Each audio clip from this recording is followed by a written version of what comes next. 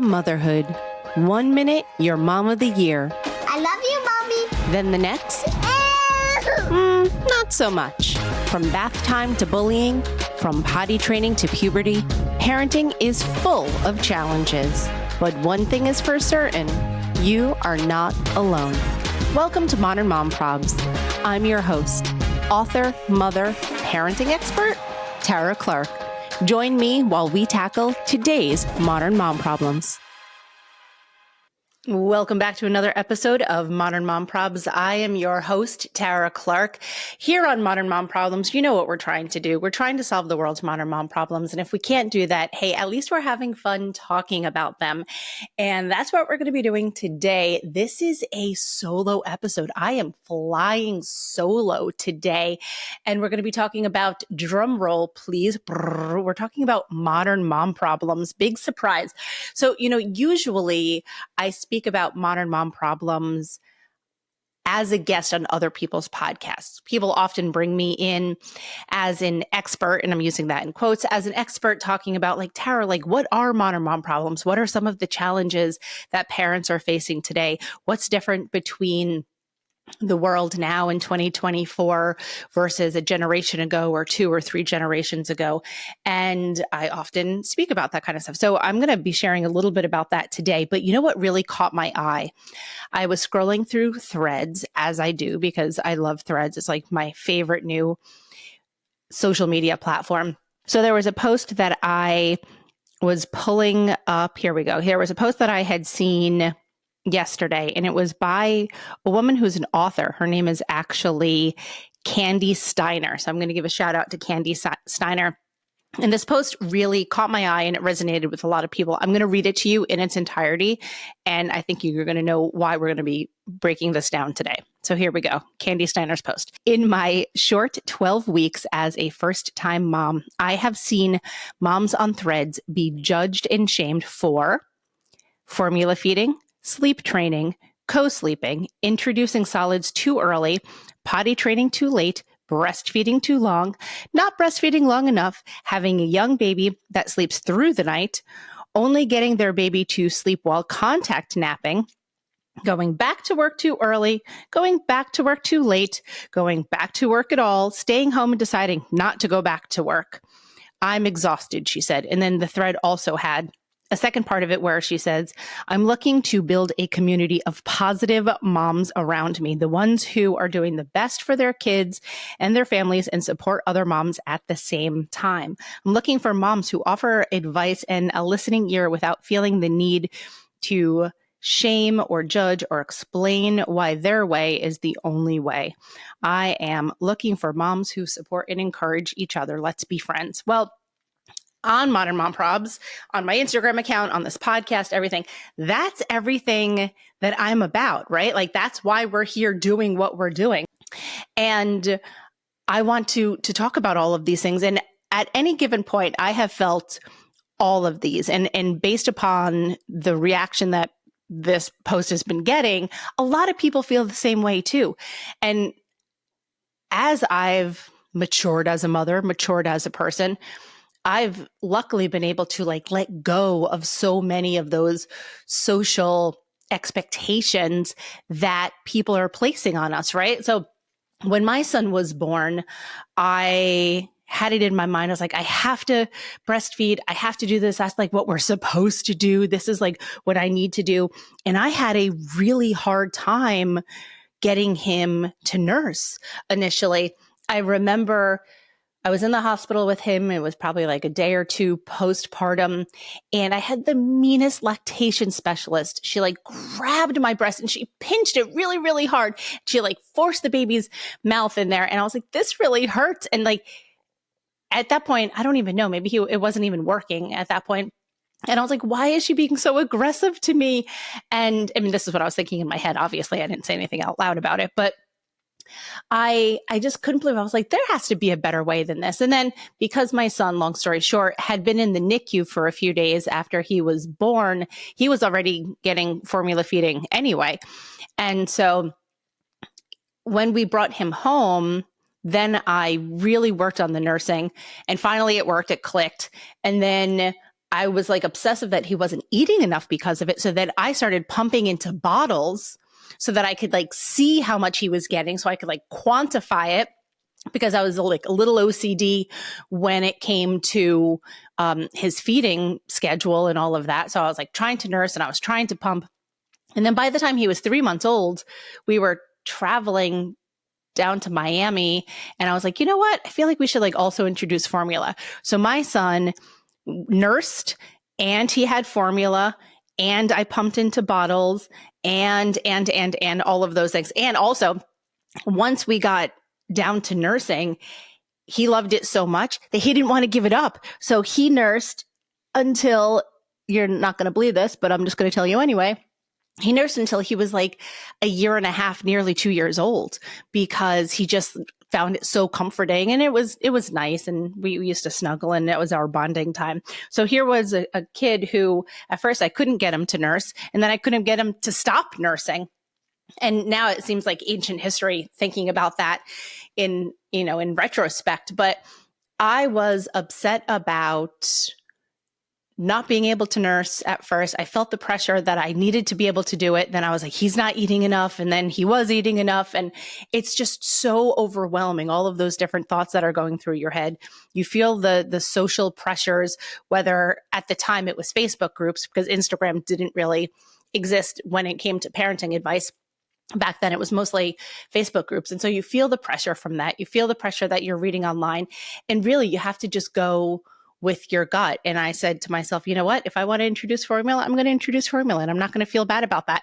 If I want to stop nursing, or if I want to do extended nursing, I'm not going to feel bad about that. And so, you know what? He was fed, and that's the most important thing. And that's what people often say, right? Is that fed is best. And now he eats whatever kind of garbage stuff that he eats anyway. Like, the other day he started eating Takis. I was like, how did this kid go from having an all beige diet where literally it was just like French fries and chicken fingers, and now he's eating extra spicy Takis? I was like, what alternate universe am I in right now? And he still does eat a lot of beige stuff, so I can't say that he doesn't. But on the off chance that he also does the Takis, I just thought it was so wild. I was like, who is this child? But let's go back to the mom shaming, right? We feel that we can't ever win, right? It reminds me of the monologue in the Barbie movie when America Ferrera's character is saying women can't win if they do this, or if they do that, or if they do that. And moms oftentimes are in a very similar position, especially when it comes to advice on social media. And so, we're trying to get our children to sleep properly, and we're trying to get them to, whether it's sleep all the night. I have to tell you the craziest story about the first night my son came home from the hospital. So we're going back to newborn days. We brought him home from the hospital. That was a Friday night, because I remember it exactly. He was born on a Tuesday. We got discharged on a Friday. And by Friday night, we were home. And I had said to my husband, oh, I read somewhere that babies need to be able to sleep on their own by themselves. And so we put our son down in his crib, and he proceeded to scream for hours. And my husband and I were looking at each other like, oh my gosh, what do? We want to pick him up, but we're not supposed to pick him up, because you're supposed to let him sleep, and then you're supposed to let him cry. But then he's also like 3 days old. And so we didn't know what to do. And we were like frozen with fear. And so then finally we're like, oh my gosh, no, like how ridiculous. Like, pick up this baby, snuggle him, give him the love that he needs. And that's exactly what we did. So we picked him up and we snuggled him, and he slept on my chest. And I know I probably shouldn't say that, because that's not sleep safety, but I'm going to just say it now between us as friends. And he slept on my chest, and then he fell asleep. And then I was able to put him down properly into his bassinet. And I just never forget that first night, not only because it was like burned in my brain with the screaming, but also it was because my husband and I had this preconceived notion that I had read that the babies need to sleep by themselves, or that they need to sleep on their own. They need to be able to self-soothe. He was 3 days old, 4 days old. Like, he was not ready to be self-soothing at that point. I mean, talk about fourth trimester stuff, right? He probably should have like still been in my body at that point. So that was when I really started to think, I think we need to trust ourselves. And that I still carry on as advice. Trust yourself. I know it's wonderful to read everything, right? I mean, for this job, I read a ton of parenting books, and obviously there's proper advice, right? There are certain things that we need to do when it comes to sleep safety, food safety, choking hazards, all of that. But you need to read through everything and take what advice that you see and you read, and know that there are some things that you absolutely have to follow, like car seats, absolutely have to follow those things. And then there's other things like maybe putting your newborn baby down in their bassinet while he's screaming wasn't maybe the right advice for us that day, right? So you have to take it with a grain of salt, and you have to weed through the things that are absolute must-haves and must-dos, and the other things that are like sort of nice to have. And then even people say that about co-sleeping, and I'm not saying with infants or newborns, but with toddlers and older children. Like our son, when he was a toddler, he actually slept in his bed really well, and we would put him down when he was 2-3 years old. He'd sleep through the night. It was great. And then it was only once he got a little bit older, maybe like more like 4 or 5, that he felt the need to come into our room and co-sleep with us. And, occasionally he even still does that today. And I often say to my husband, it's okay, because he only has a childhood once, and he's going to grow up before we know it. And then we're going to look back on that time fondly. Now, when you're in it, you're like, oh my God, no, because it's exhausting and you don't get any sleep, and you're sleep deprived and they're sleep deprived.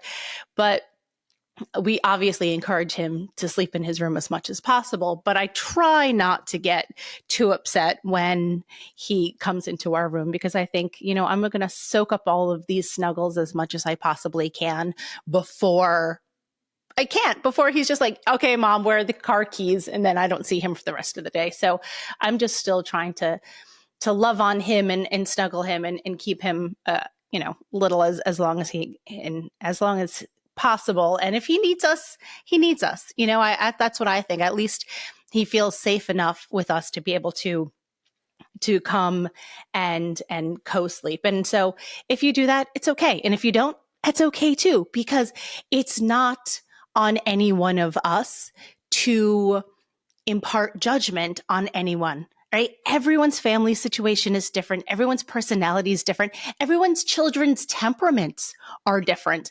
And so what we could do is, what can we do here, right? We're supportive. We can be supportive and listen to my story, and I'll listen to your story. And if I do have some useful advice, then I'll share that. And that's where it should go. It shouldn't come from this sense of self-doubt or deep, deep insecurity that the judgment that we often face online is coming from. Many times people are like, well, why is there so much mom shaming? What is this about? And really, the shaming a lot of times is that people are trying to validate their own decisions. And so they say, if this is how I do it, it must be the best way. And they want to impart that as much as possible. And I see where they're coming from, sure, but people have to acknowledge that that's the case, right? Life is not one size fits all. Parenting is not one size fits all. And we have to understand that and respect that. And so I don't know why oftentimes there's so much vitriol and concern for how certain people are parenting other people. Now, don't get me wrong. Some people maybe do make bad decisions in parenting. Leaving your child in a hot car is, for hours or, any extended period of time is legitimately bad parenting, right? Abuse, bad parenting. Neglect, bad parenting. So there are no two ways about that. I mean, I'm not arguing that, of course. But what I am saying is that if people are trying to make their own decisions where they say, we want to do baby-led weaning.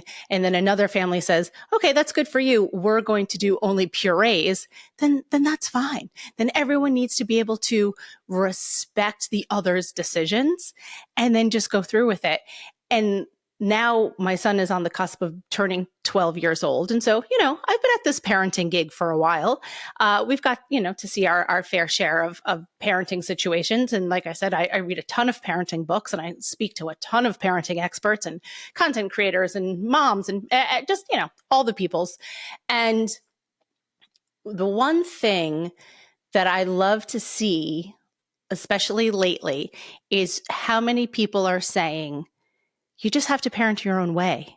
You can't always listen to one expert or another expert or whatever. Because even someone like Dr. Becky, not every single bit of advice that she gives is applicable to my life. And it might not be applicable to your life. And now she has a lot of really sound advice, but not every single situation fits you.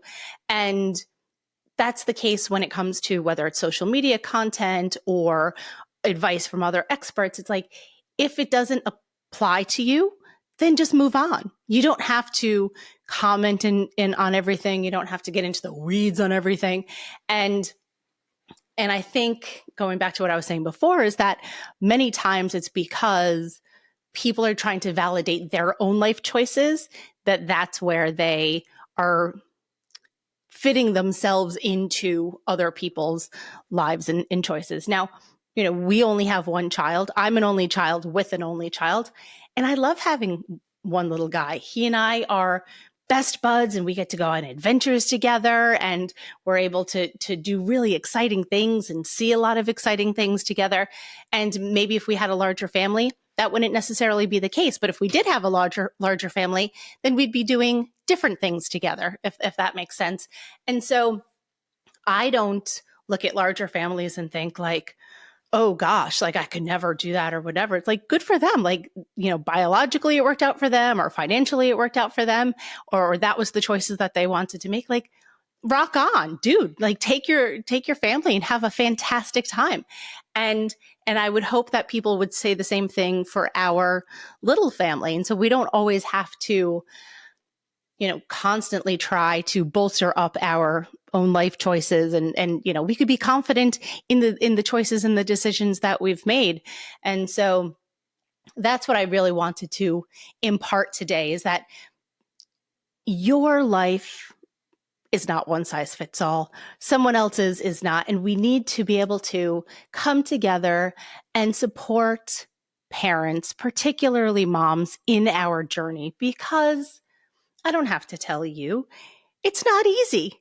Not one phase is not necessarily easier than another phase, or, well, I could say some phases are easier than others. No joke. I'm gonna redact that, because when my son was a toddler, he was a very challenging toddler. He had huge tantrums, and my husband used to say, jokingly, he would say to me about my son, like, oh, just be 6 already. Because in his mind, he was like, 6 is like the golden age where you're out of that kind of behavior, right?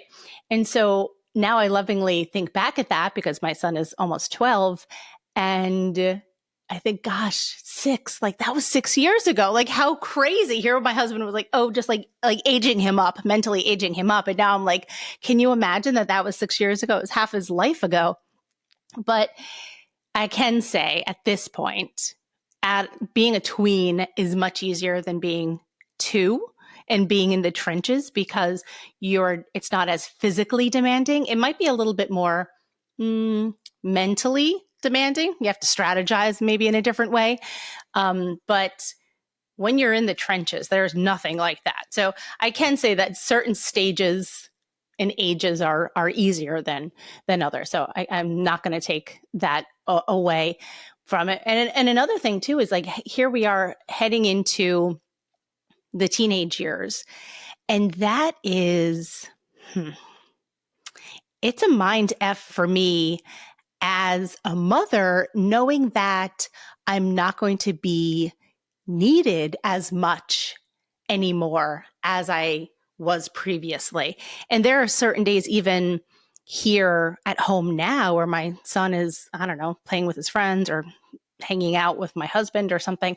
And I'm kind of just like, what am I going to do now? I guess I'll go, I don't know, read a book, because there's a time in your life where the motherhood aspect of it is so all consuming, right? Like you're running here, you're doing laundry, you're doing this, and you're getting a snack, you're getting them water, you're mama, mama, mama. And certain days are obviously like that more than others, but then there's definitely a time where it's a little bit more downtime. You notice the older your kids get, the more downtime you have as a mother. Now, maybe not necessarily if you're running carpool and back and forth to activities, that gets kind of crazy. But I do notice like the time at home when you're not acting as a chauffeur, there is a lot more downtime. And so I think as mothers, we have to get used to that not being needed as much anymore. It's interesting, there's the matriessence. Hopefully, I'm not going to screw up that word, but the matriessence of when a woman becomes a mother and the role that we take on at that point. And it changes who we are as individuals. And now I'm noticing, and I don't know if there's a word for this, so maybe we can make up a word for it. But I notice now that as our children age and need us less, I find that my role is changing, and I feel like we need a new word for it. I don't know. You and I, we're going to have to look into this, because we need a word for our children becoming more independent, needing us less, but also not in a sad way, because that also then allows us to be able to do more of what we would want to do. One of my favorite hobbies is I study Italian on Duolingo. I've been doing it for 762 days. And, jokingly before when I said I'll sit and read a book, I actually won't sit and read a book. I'll do my Duolingo. I do read books, obviously, a lot, but I'm more often than not, I'm doing Duolingo. And that's the type of stuff that is wonderful, because when you have a 3-year-old, you're lucky if you sit down at all. And there's so many memes and jokes and videos about like moms never being able to sit down. But guess what? At a certain point, when your kids are older, you get to sit down like pretty often.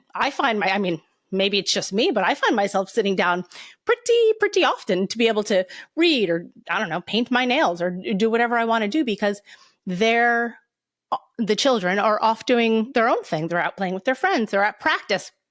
Even now, I could drop my son off at practice and I go food shopping. I don't have to stay at practice like I did when he was 5, 6 years old. So all of that stuff starts to change. You're starting to find yourself again. You're starting to find your identity. You're starting to find what happens next, for me as an individual.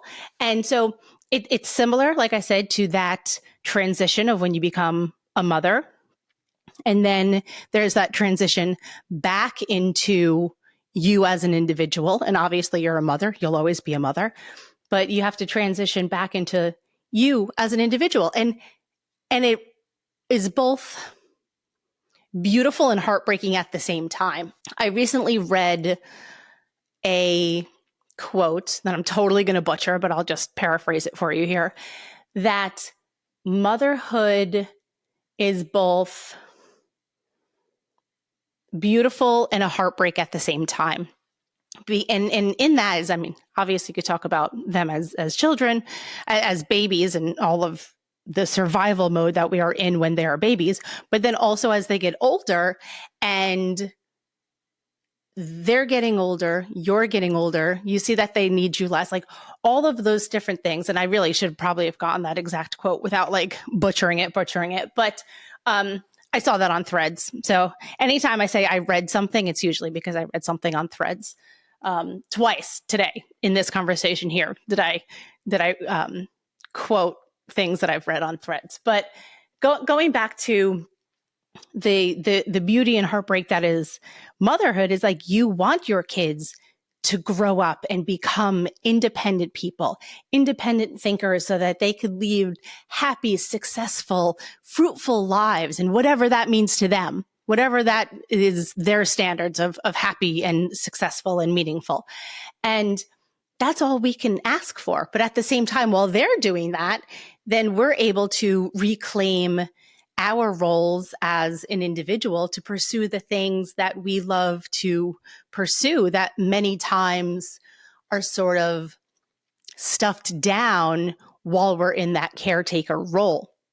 So my hope for everyone listening today is, one, thank you so much for listening, because I appreciate you so much. And if you ever have show ideas or you want to reach out to me, I am always around. You could DM me on Instagram. You can email me. I'll give you my email address. I am always around, and I would love, love, love to hear from you more often. But I will leave you with this thought, is that we are all on a journey, and everyone's road looks different. And it's not up to strangers on the internet to tell us which turns to take on our road. We need to stay focused on our road and do the things that not only bring us joy, but bring us the satisfaction in completing something positive that we could feel proud of, and that we can be present with our family. And when we look back, and when we're at the end of our road, turning around and then looking back at the beautiful life that we lived, that we could be proud of our decisions and proud of the time that we spent with our family, not because we had to go somewhere and take pictures at the pumpkin patch for Instagram, because we wanted to go to the pumpkin patch and spend time together as a family and be present. And if you didn't want to go to the pumpkin patch, hey, guess what? That's cool too. As long as you're having those little quiet moments with your family, that is the culmination of a beautiful life, right? You don't have to go to Disney World every single year to take a huge vacation and take all the big pictures. If you want to, that's awesome. And that's totally cool too. I mean, I love Disney World just as much as the next girl.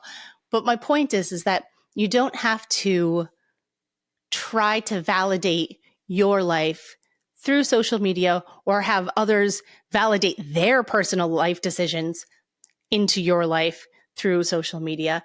Trust your gut.